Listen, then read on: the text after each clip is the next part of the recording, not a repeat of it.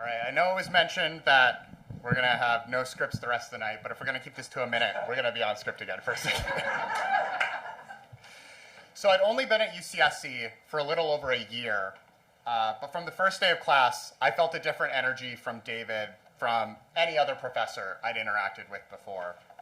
On the first day, he shared his ambition with us, that the class would push us to take an idea that we had and translate that idea into the real world to create impact. This was far outside of what I had come to expect from the first day at a UCSC class. However, it was also far from the last time that David would challenge my understanding of what was possible in education. In 2017, in his office that pulled double duty as his Tech for Good Lab's only space, David shared with me his vision for an educational system and research lab where learning would occur through real-world work.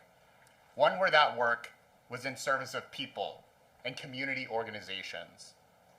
One where the problems too risky for governments and NGOs and without profit appeal for corporations could be addressed head-on by people who are passionate and are learning along the way, rather than being left by the wayside.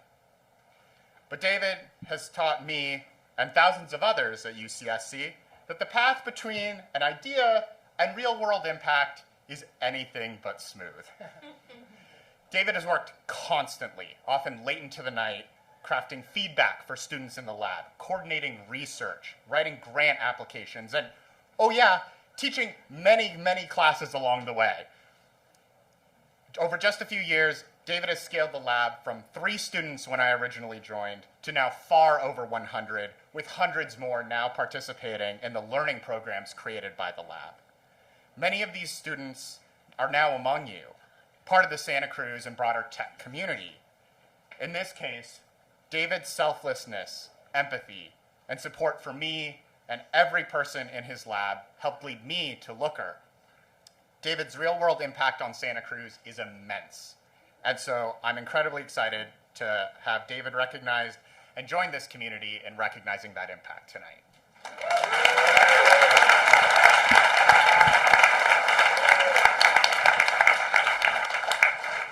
Thank you, Nathaniel.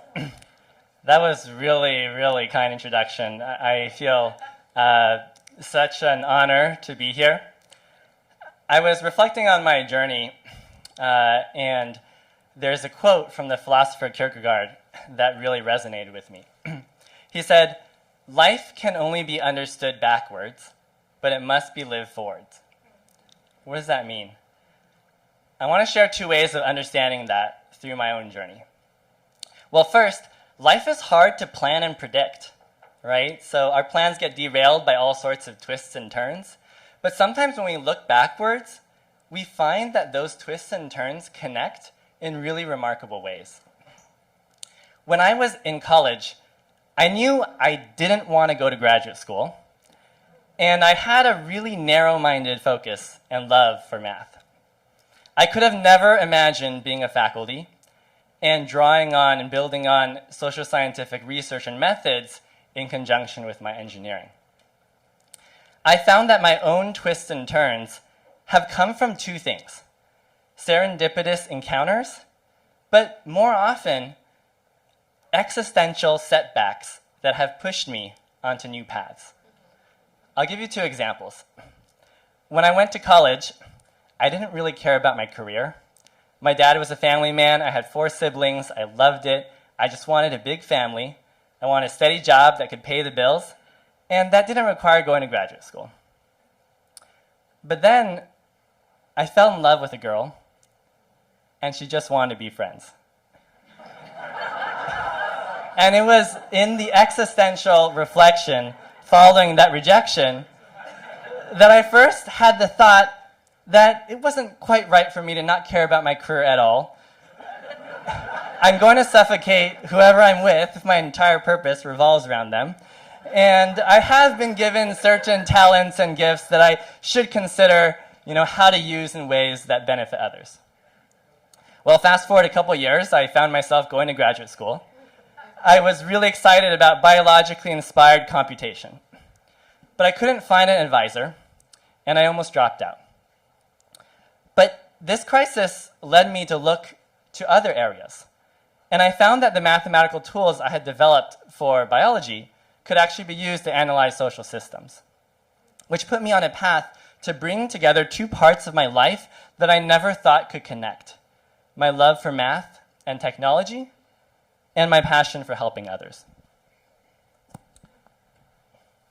The second way of understanding Kierkegaard's quote is that because we live life forwards, we're always making new discoveries about ourselves and our purpose.